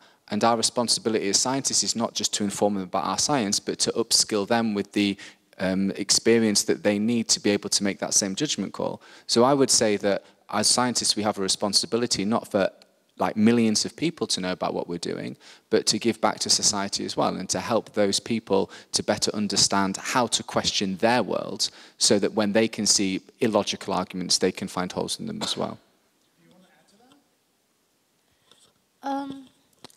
Well, I thought maybe, first of all, I applaud you for doing it because it's a very hard topic to communicate well. And there's a famous example of the researcher Galston, he was called, who worked on something very theoretical with plants, and then it was turned into Agent Orange. And he was also someone who realized quite late that, okay, even if you're doing something theoretical, and once it gets out there, you need to follow it up. So you know you cannot be at the start anymore, but you're still trying it. And I think I highly agree with what both Michel and Sam said. You need to get to, if you want to, you can get to other audiences. And one thing that I also know that I like a lot is a program, I think it was in the UK, where scientists go to community centers. It's not very high profile, and just go in like, I know a lot about this topic.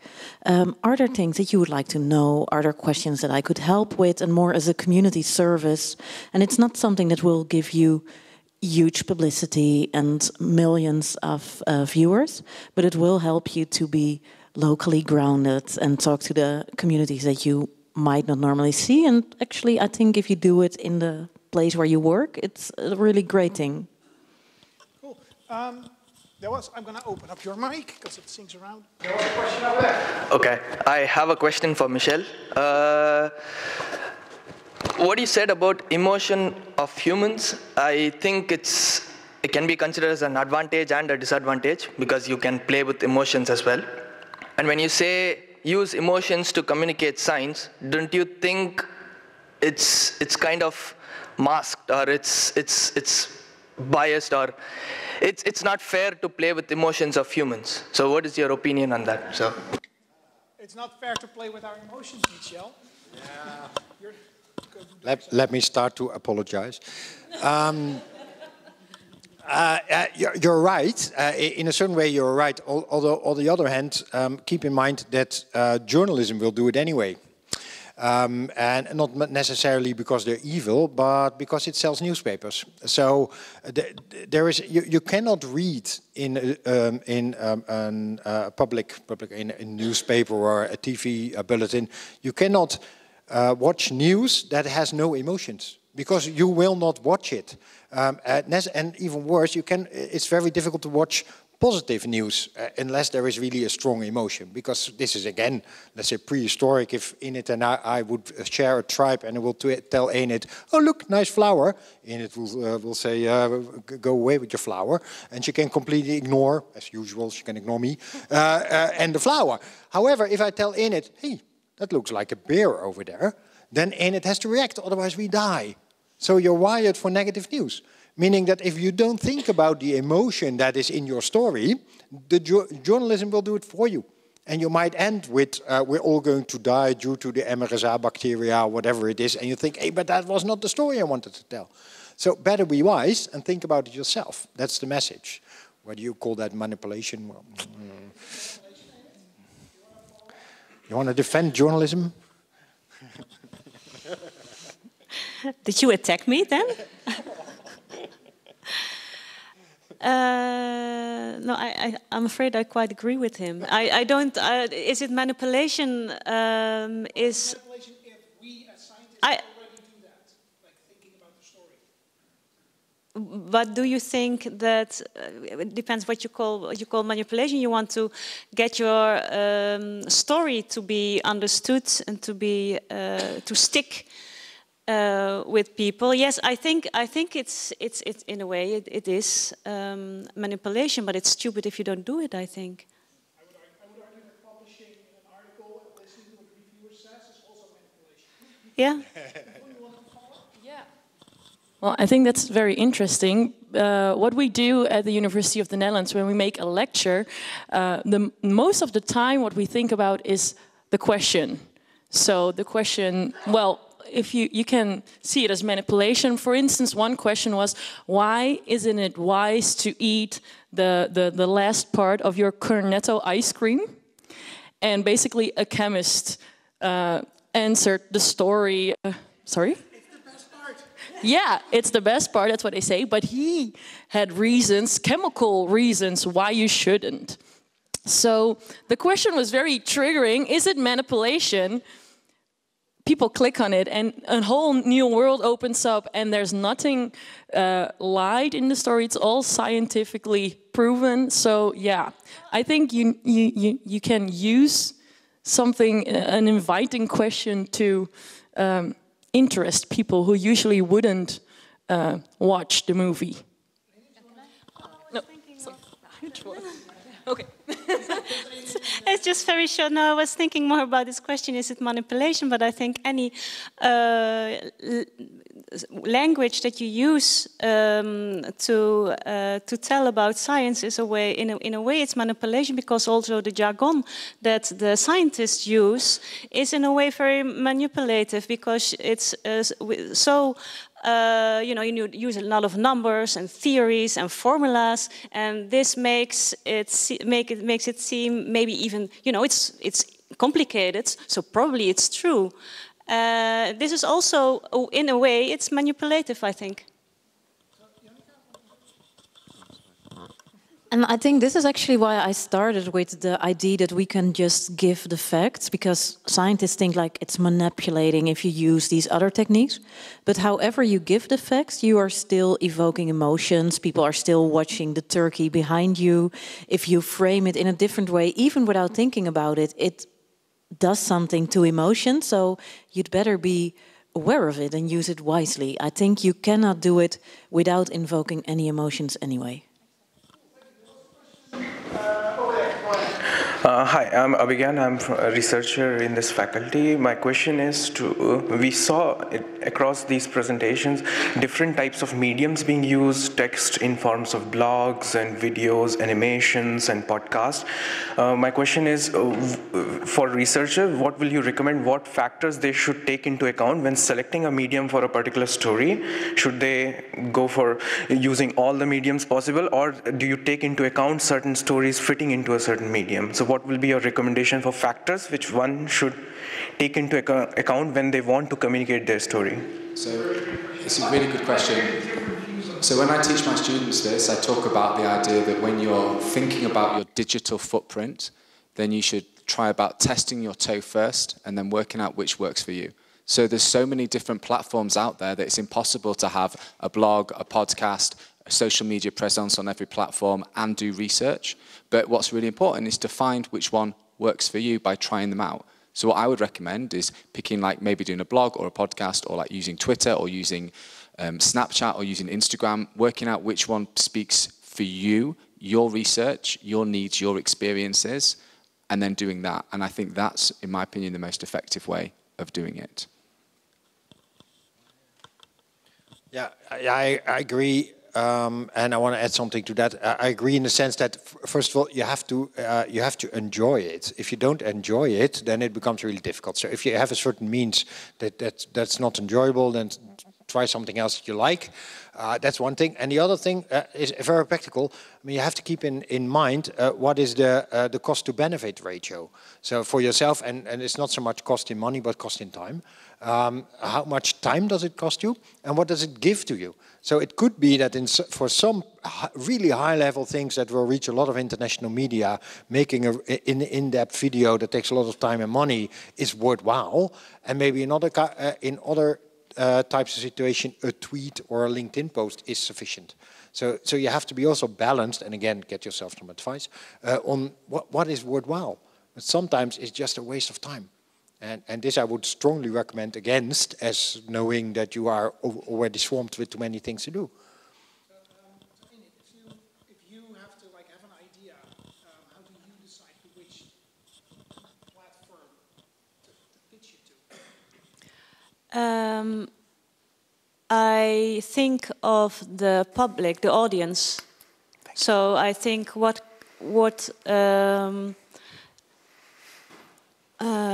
kind of people would like to read this kind of story that I have in mind. If I write a story for the ingenieur, it will be completely different because it's for engineers than when I write it for the Volkskrant. And the Volkskrant, again, I mean, engineers are engineers, you know them. Then the Volkskrant is they're highly educated people in general. Well, I mean, they generally have a higher education, but they're not engineers, so the language will be less complicated, and the subjects will be for a broader public. And then again, I write for Quest, and Quest magazine is, you know, anything that it's about science, but it's much juicier, much sexier again than Volkskrant. So I just think of the type of story that I have in mind, and then I make a decision. Thank you. So, Yvonne, how do you decide? Do you track what your audience is? We are trying to. We just started it, so I cannot really. We have our own audience, of course. We try to target people between 18 and 35, and we always think of the other. And everybody who is interested in science, of course. But the idea with us is you're never. Sometimes you just cannot go to the university, and we are trying to provide that knowledge to people who cannot go to university. That's our target. But what I see, and what we always try to do, if we are telling the story, is actually make animations, because. Well, Ionica said already, like image, when you see images, that helps. Not only writing or talking about it. The combination with, to see the processes, I think that's very strong. We always do that in lectures, and when I communicated my own science, it helped. And also for the scientist, for yourself, what is the core of my research? What do I want to say? In an animation, you don't have that much time. Yeah. So if you grab that information in one animation, you're doing a really good job, I think. Okay, so there was one more question over there, and then there's going to be a final question over there, and then it's Beer. Go ahead. So hi, I'm Sagar. Thank you guys for a very nice presentation. But my question is on research, decimation and penetration. So I think we are talking more about how do we do science communication, but perhaps Professor Ionica can tell me, have you studied how much, so whatever is communicated is penetrated or decimated until the last person? So for example, now when we do science communication, we do for our peers who can understand us. But I think we also should do science communication for who cannot understand us. So have you studied how much we communicate does penetrate into people we want to communicate with? And if it is not penetrating, how should we really try for more diffusion of knowledge into categories where it cannot really penetrate into? So there are many ways to study who you are reaching. So one thing we do a lot in our group is evaluating the projects we do. So for instance, we run citizen science project and in school kids that are not from families that have a scientific background. And we always evaluate, like how much fun was it, what did you learn from it? And one very interesting thing is that there's sometimes a difference between the two, and also between what people actually learn. For instance, there was a citizen project on bees, and they asked people who participated, did you learn a lot from it? And people in the vast majority said, oh yes, we did. But they also did a knowledge test before and after the project, and they saw the knowledge gain was 0. So people felt they learned from it, which is good, but they didn't learn from it, which is useful to know for us. So I think if you there's a lot on this, but I think evaluating and also try to do real-world experiments. So, for instance, when we communicate about medicines in the media, you can actually check whether this medicine is asked for more by people, if it's prescribed more. So sometimes find like hard things you can actually measure, because if you just ask people what they learned, you might get the wrong impression. See also student evaluations. There was a final question over there. I'll put you on. There you go. I was listening, and I was, I think I was a bit, I'm going to say disappointed now, but maybe that's too strong a word, but I was missing something. I think if you look, for example, right now at Fridays for Future, that the way that politicians and other people look at the youth, the young people, and talk so negatively about them, really caring about the future, seeing that our nature is being destroyed by us, and we have still discussions about, oh yeah, but here there are still some scientists over there that think it's not the human cause, etc. And I think there's like a crisis going on around expert knowledge, around how we appreciate or not appreciate expert knowledge. And I think that is also being caused by us. Because throughout what we're talking about today, we mostly focus on the end product. So I was reminded a bit of, there was a famous book about how sausage is made, which caused a lot of changes in how food is being made, because there was a journalist that actually went into a factory and showed, you know, sausage making is not nice. And I think as scientists, we should engage more with the public also in the process of how we do research, to show that when we make sausage, when there's an article coming out, how many hours and how much dedication we put into it, and we don't talk about it enough. So your question my question is, how do we communicate how we're making sausage in a way that the audience can appreciate it? Okay, it's a really good question. So basically, for me, a large part of this again comes back to emotion. And as scientists, we're always told, as I talked briefly about, we're always told to present the cold hard facts and to be presenting things almost as robots to an extent. Now, when we're doing science, we need to be as objective as possible. However, when we're thinking about the impact that science has, and when we're thinking about what we do as scientists, it's really important to show our emotions. So if we get upset as we're doing work, if we get angry, if we get happy, then that's really, really important to do. So the example I always use is, I'm a climate change scientist. Climate change still affects me. And if I don't demonstrate that to people, if I don't demonstrate what I'm going through in my processes, then they will section me off as somebody that's not affected by climate change. It's the same for researchers that work on cancer. Cancer still affects people in their lives and them personally as well. So I think that one of the ways that we can do this, and it is really important to show how sausage is made, that's a great way of thinking about science, is to demonstrate that we as scientists are part of the wider society and that we're not just robots that are doing things at our whim, but that rather we're human beings that are doing this to try and find out the answers, and we have certain emotional responses, and by demonstrating that, we help to break down those barriers between what exists inside of the laboratory and outside of it. I'll have a final question for the panel then to wrap it up. I don't know, maybe Ionica wants to take that. So it's which is basically Unilever and a lot of these other companies have found out that it's better not to tell how sausage is made, but just focus on how you communicate the taste of sausage. Shouldn't we do so? Is there something to learn from that, or should we just open up the factory and show this is how we make sausage? You can go first. Now I'm holding the microphone. Yes, no. The answer to this question, in my opinion, is quickly yes. In a sense, we should open up the factory and show how it's made. And you're right.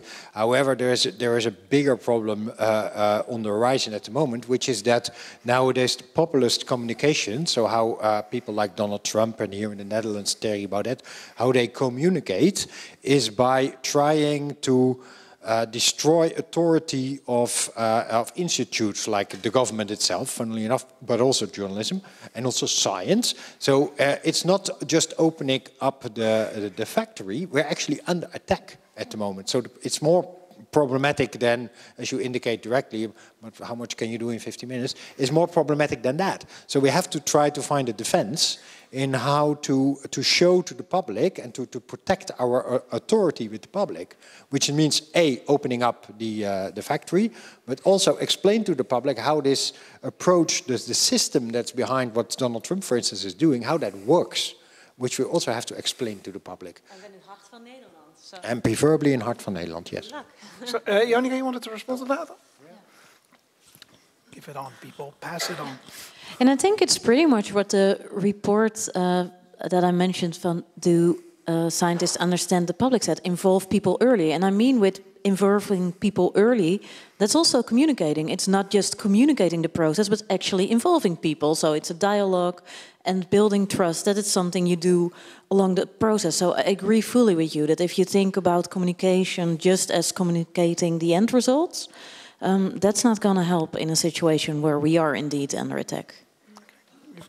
Just one last thing. I think the most important, and you said it already in the vaccine discussion, is also show empathy then for the other side of the story. And then as a researcher, if you show empathy and understanding and then point out your point of view, in the end, I think everyone will agree you want what's best for your child or for society in general. So I think that's the most important, that we don't, that scientists are not looked at from their ivory towers, but actually do empathize with society, I think that's a nice wrap up of this panel discussion. I enjoyed it tremendously. I thought I knew all of you, and still I learned a whole lot. I want to thank all of the speakers that came here to talk about their world to you about science communication. And